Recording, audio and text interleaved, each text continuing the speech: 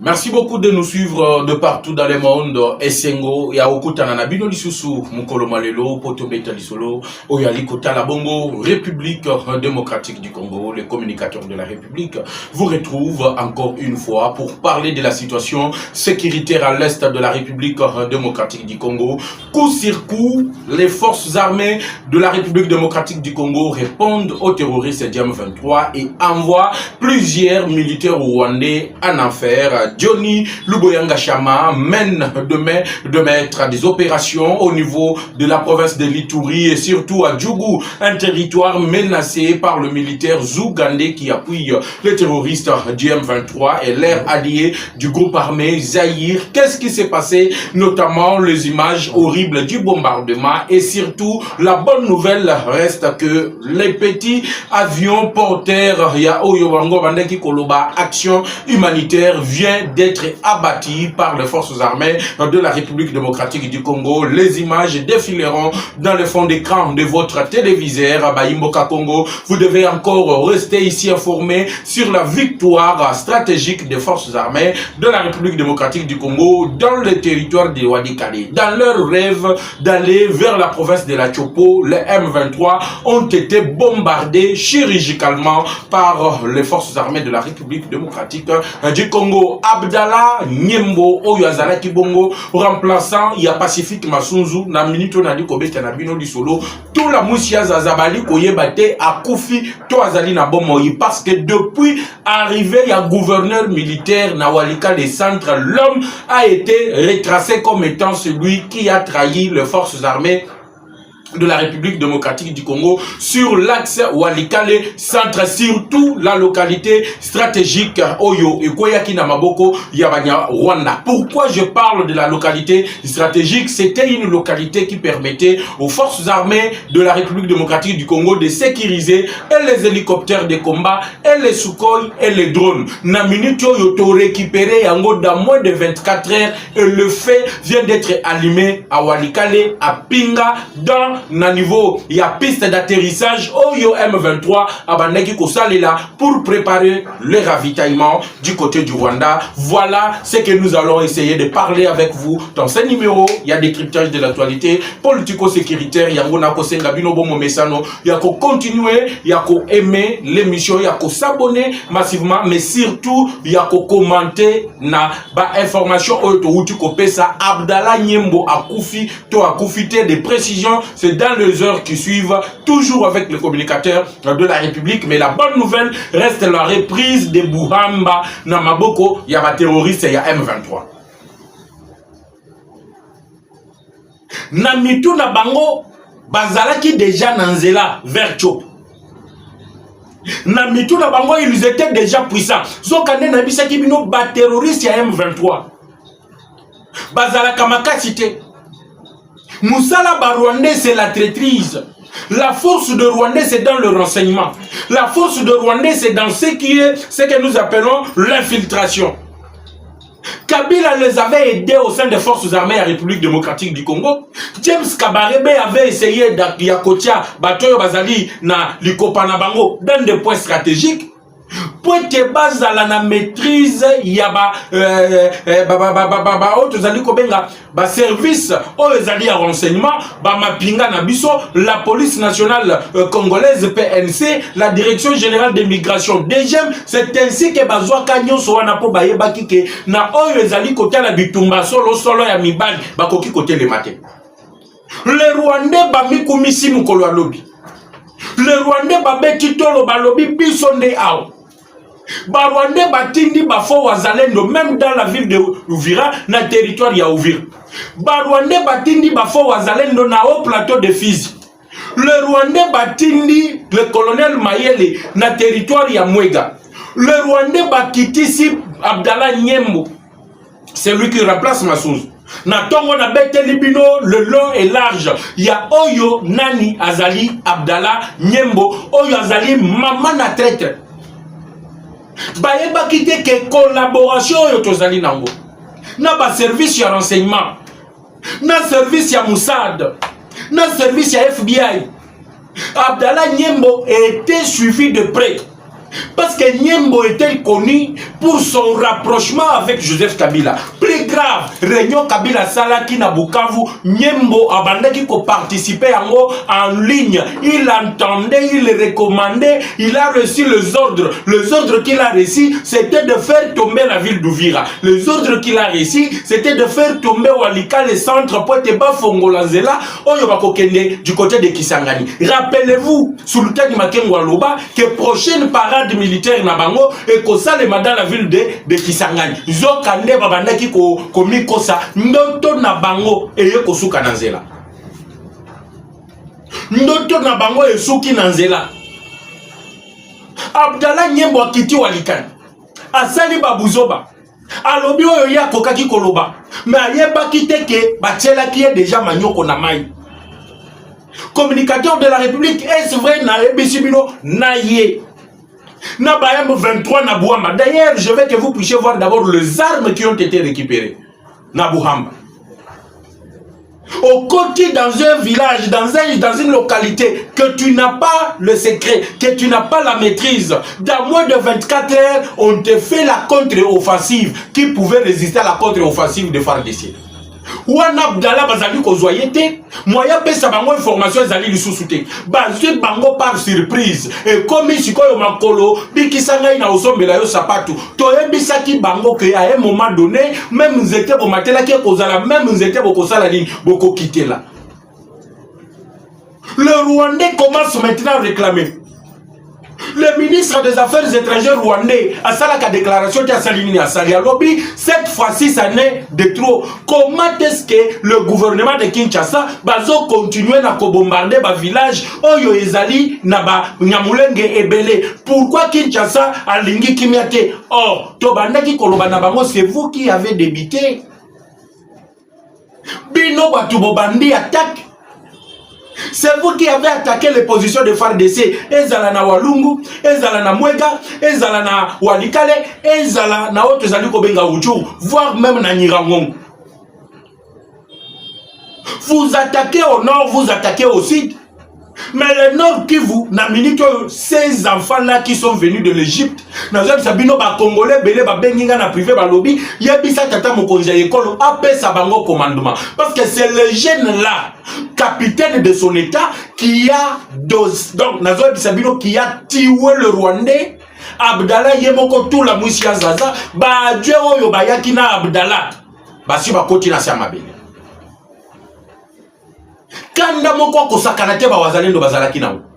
Donc bazoboma ba traître bazoboma ba M23. Bazoboma ba traître bazoboma ba M23. Et qu'est-ce qui arrive? Le M23 fait un communiqué Kanyuku dit que non ndenge ezali boye, on vient de bombarder village oyo ezalaki na Banyamulenge et Belé. Totuni Mutuna dans le nord Kivu. Banyamulenge bako uta wapi na Walikali centre.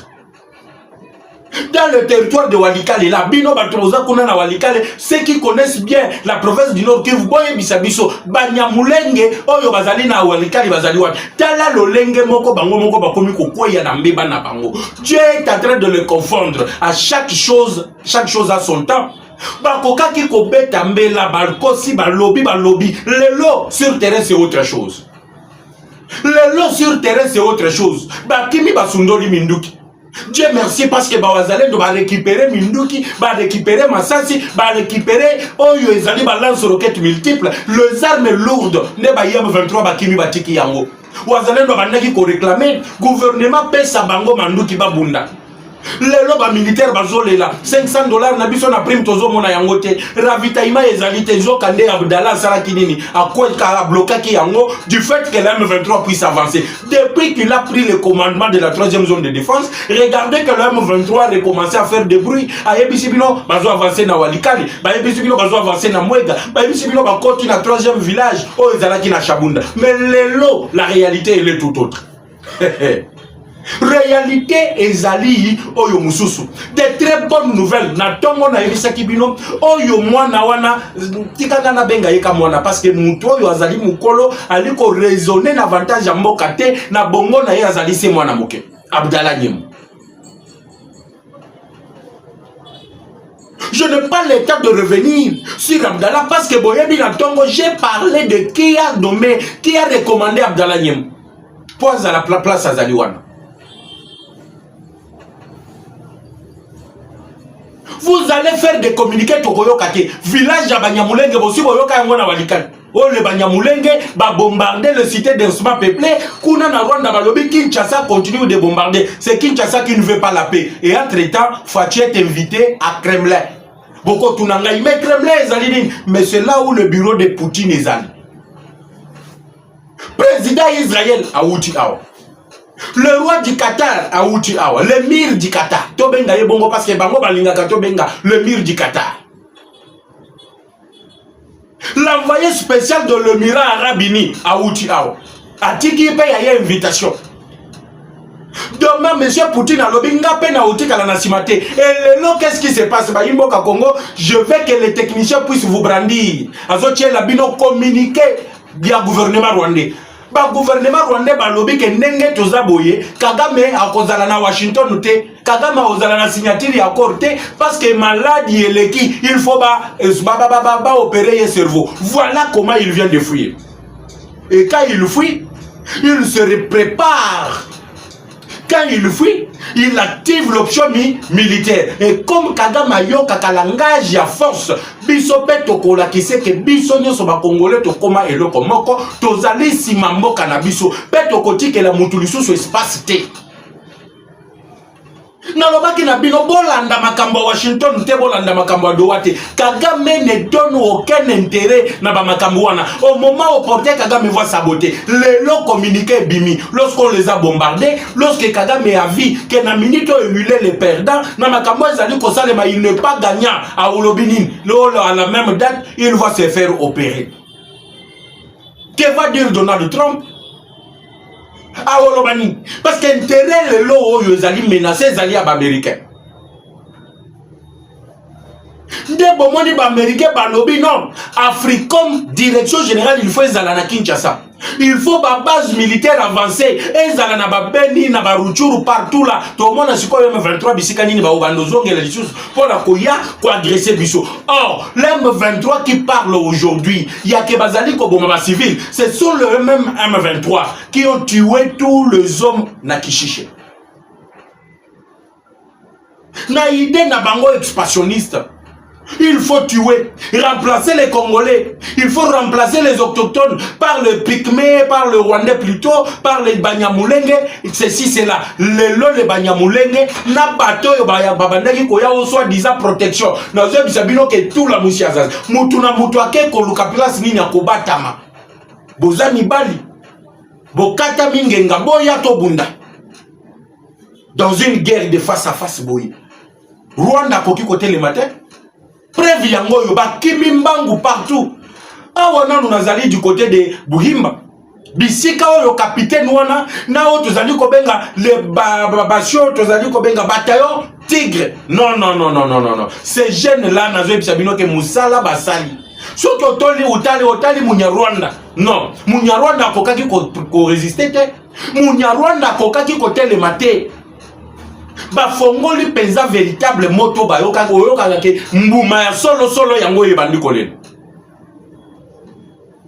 Tango ba découvrir Abdallah ba bloqué na bato ayaki na bango ba bloqué. Donc mon gouverneur militaire à Kitakati à Salinini à Kiti, le président de la commission de défense à Kitakati à Salinini à Kiti. Mais le malheur, c'est que Kagame a yebaki que localité wana yangonde bandaki ko protéger l'aviation militaire. Ce qui biso to récupérer, on va commencer à se ravitailler. Le premier avion qui atterrissait là-bas a pris du feu. Ndeko eziki yango moko? Non, eziki yango moko te. Ça a été touché par les roquettes.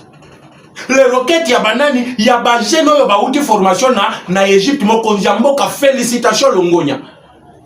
Coup sur coup, le Rwandais se retrouve en Ndei. Coup sur coup, le dirigeant se retrouve en Ndei. Tala chiko yoba dirigeant yoba ko diriger bango na Buhamba na Walikale na Mwega na Walugu Walungu na Shabunda babgomi bango. Et tikali chiko ba militaire bango na bango. Ba yebite comment est-ce qu'il faut se réorganiser, comment il faut réattaquer. Toi attaquer ndengeni bazali ko se retrouver te. La frappe a été chirurgicale de manière que Bibembelali n'a pas moyen de s'occuper d'abord na Bibembe. kanda moko kosakana te oba wazalendo bazalaki nango.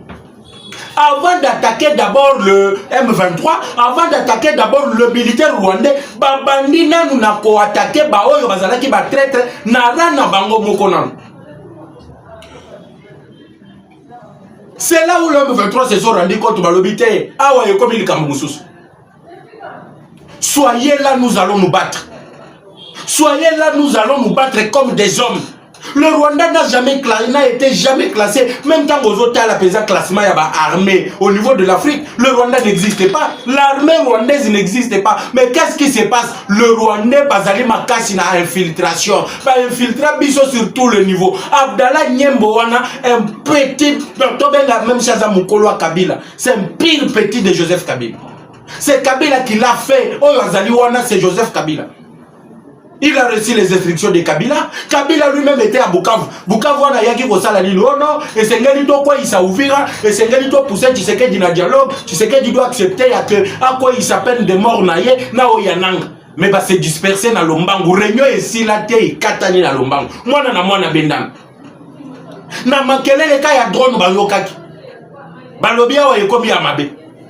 Ça c'est une autre position. Tokoki kotikala wate mwana na mwana bendana. Zambe alola, il est celui qui regarde là où le peuple congolais a bandé ko souffrir. Alobi cette fois-ci souffrance au ici.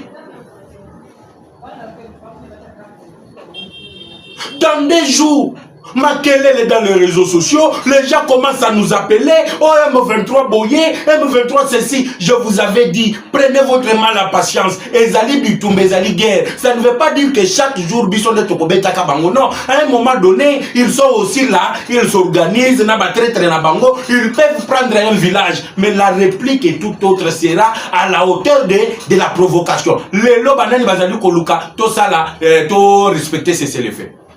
Banani lelo bazali kolukato respecter ces faits.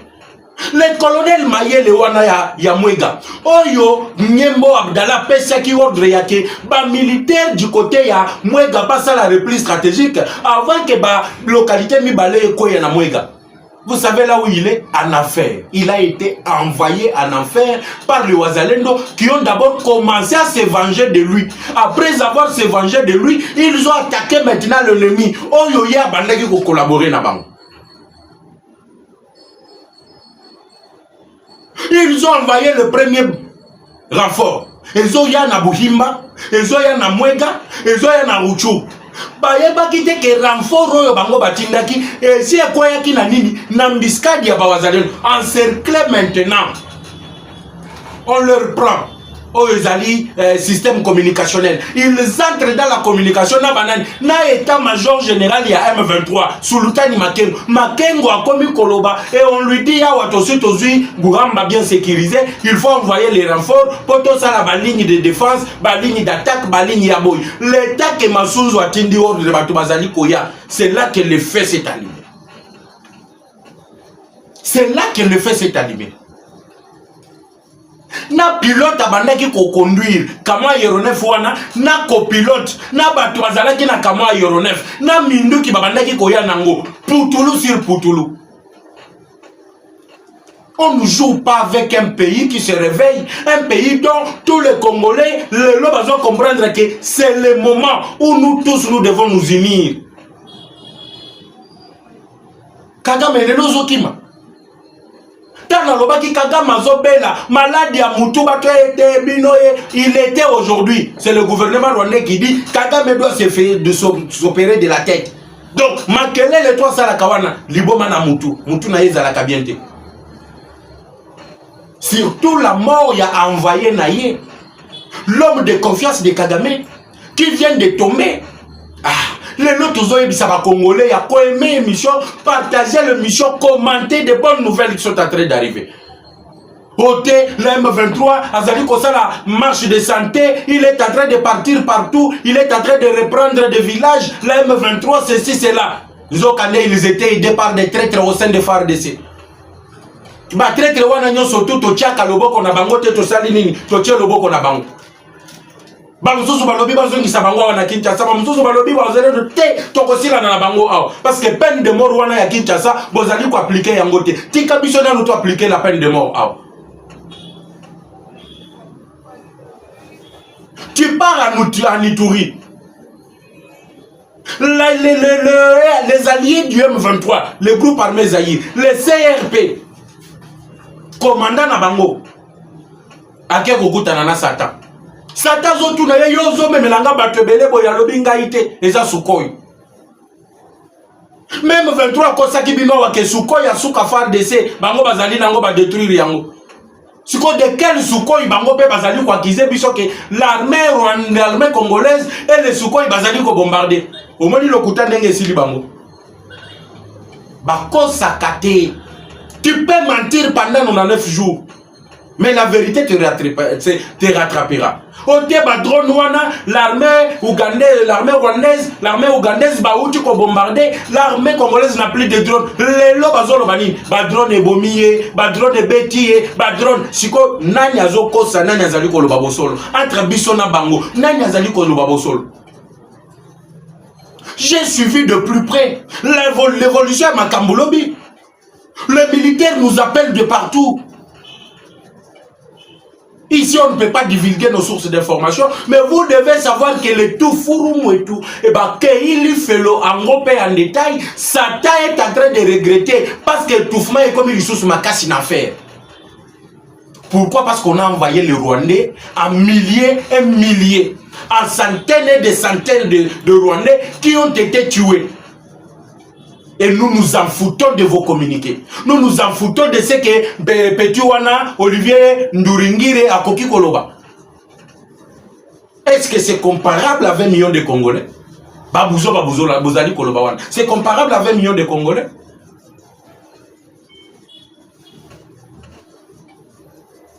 Il faut pousser Tshisekedi à dialogue. Qu'est-ce qu'il faut? Le même jour Kabila Zali na Bukavu, c'est le même jour où Ambongo a sali communiquer. Ambongo se croit être qui dans ces pays? Je me pose la question, pourquoi ces types ne pas arrêter Ambongo? Pourquoi Bazali Kokangaïté? Est-il congolais plus que les autres? L'église catholique là, tout le prêtre, je ne parle pas de l'église catholique en général, tout le prêtre là dans le Bakanabino, ils n'ont jamais été pour le peuple congolais. Lorsque vous partez dans l'histoire, vous allez voir que bato ba nyokola ba congolais, ba travailler kaka dans l'église catholique, ba travailler kaka dans ba prêtre à l'église catholique, ba sala kaka ba congolais mabe, et cette église n'a jamais été du côté du peuple comme ils sont en train de vous mentir. Ba zalaka pour les impérialistes. L'objectif d'Ambongo, c'est d'organiser un dialogue, de effacer Tshisekedi. Cette transition, il y a Mouton Zaliko dans la société civile. Mais ce n'est pas le temps de faire de bruit, ce n'est pas le temps de blabla. C'est le temps aujourd'hui à que moi nana be benana. Lorsque vous faites du bruit là, biso koto yotozaliko frappé. Lorsque vous faites du bruit là, biso koto tozo récupérer ba village, na ba territoire obino bosala kinini, bozwaki. Et l'annonce finale sera Bukavu. L'annonce finale sera Goma. L'annonce finale sera les deux villes là. Ne place Togoya Osukisa. Kagame déjà motema ezalaki pio. Tango yoki ke localité wana ya wanika le kwai. Phare de ça aux alentours na maya ko sera vitaillé. Les avions de chasse à phare de ces moyens que de lissousou misanda pour en bombarder ezalité et que lui maintenant les contrôle. Du coup il envoie le premier avion. Attendi premier avion. Na koya ya premier avion. Na atterrissage nango. Na kopela moto mbala moko. Population télémi musique a filmé à lobby, voilà, c'est la piste là-bas. Regardez comment les terroristes de M23 sont en train d'être neutralisés. Ils viennent d'être bombardés. Na avion, na ba français. Na loba kanabino na ba chinois, na ba français. Meli a minumi bal. Bazolia kotoy, bazolia kotoy. Baye awa ono Kagame monsieur Macron on doit réouvrir l'aéroport de Goma. M23 le bino, l'aéroport de Goma pour Fongoma, il faut autorisation nabiso et ces gens-là sont en train de monologuer. Tolanda babiloko wanati. Kagame n'écoute que la force. Appliquons la force comme nous sommes en train de le faire. Il pleure. Mais bakoki oyebisa bino bongo te po bayebi ke soki bango moko bakomi ko reconnaître et ko décourager bato bazali sur les lignes de front. Yango zali ko mona Chaque jour, ça la communiquer. Chaque jour, ça la communiquer. Ce n'est pas pour rien. Parce qu'ils subissent des frappes chirurgicales. Les Steve Wemby et les autres, les lobes conduire le banni. C'est la réalité. Je suis en train de détailler le point par point. Que Steve Wemby vous dise, Nini Komeli M23 na Walikani. Que Steve Wemby et Pero Loire vous dise, Nini Komeli le colonel Mayele, le plus grand traître, oh Yatikala ki na Mwega. Cadavre. Tout Toufroumoued. Les imbéciles du Rwanda. Vous pensez que non, dengue tozali boye, ba Congolais bazali bazoba, vos techniques là, ceux qui tozo kende ko négocier, de l'autre côté vous avez pris les armes, vous attaquez, vous avancez, et puis so toza qui dit ba bongo to yebite, oyo bozali ko préparer. Et souke ni bino ndengeni. Ezali ko souke la bino mabe, pe ezali e bandeli. Je vous dis, j'annonce ici les débuts de la récupération de chaque centimètre carré à l'est de la RDC. Le Rwanda bandi mate. Nous allons le frapper. Parce que Kagame n'a plus d'appui. Tikanga ina kota na na place one. Saviez-vous que les Américains baouti ko intimer l'ordre que l'ambassade au Rwanda puisse fermer?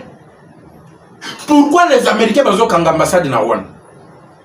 Pourquoi la Grande-Bretagne est pas eu qu'on continue à opérer sa aide humanitaire?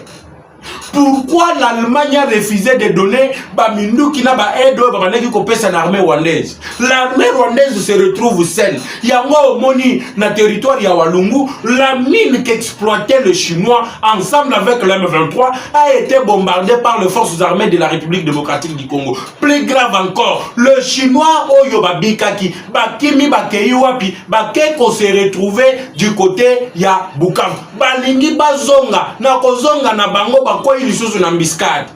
Pourquoi? Il ne pensait pas qu'aujourd'hui, Tokoka qui s'organisait dans le niveau où Tozali Lelo. Le Rwanda qui est en train de pleurnicher, le Rwanda qui n'a pas d'appui, a créé collaboration avec des Chinois pour exploiter d'une manière illégale en République démocratique du Congo. Et comme Dieu est bon, ils ont été ciblés, ils ont été frappés, la mine a été détruite. Tozali Kobenga, l'exploitation, qui déjà, minerai ya or, zinc, na cobalt. Ça a été détruit, bombardé, et le Congo rapidite pour dire à rapidité pour dire que non, minerai nous ezali ko uta na batere wana, ezali minerai du sang et ça ne peut pas être vendu dans le monde entier. Ça ne peut pas être vendu dans le monde entier. Ne besoin comprendre le lot que Masolo est changé. L'histoire change et le Rwanda commence à fuir. Batia elika na émir du Qatar, bapesi bango 2 milliards, botonga oto zali ko benga aéroport. Émir aye koto 21 milliards de dollars. Mais je vous ai dit, même les Qatar là, il faut faire attention avec eux. Parce que le Rwanda les a proposé l'or qui proviendrait de Chabunda.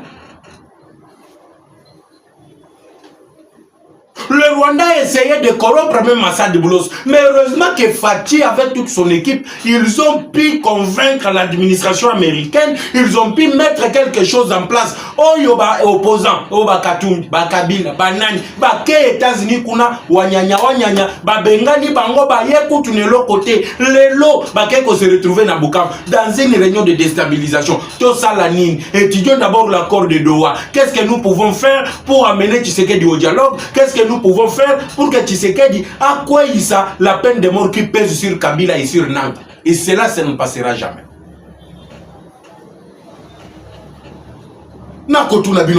Simple. Si réellement l'M23 veut gagner Nadoa, pourquoi aujourd'hui il y a trop de versions? Batwazali kolobana lolenge na bango. Mutura mutozolo bana lolenge na ye. Mutura mutozolo ka protection na ye moko. Po ba yebina nute nini ekoki kokomela bango à l'avenir. Ce n'est que le début de la fin du régime de ces sanguinaires Kagame. Kagame a conçu libre, il va opérer, token de Washington. Tu vas signer degré ou de force Kagame token de Washington. Tu vas signer. Tu vas signer. Kabaré ba uti kosa la point de presse. Kagame a signé que yo lobi bongo ndengeni comme au Pessimbois, moi boy. Au Rwanda, dans les forces armées rwandaises là, il y a des officiers qui commencent à contredire Paul Kagame.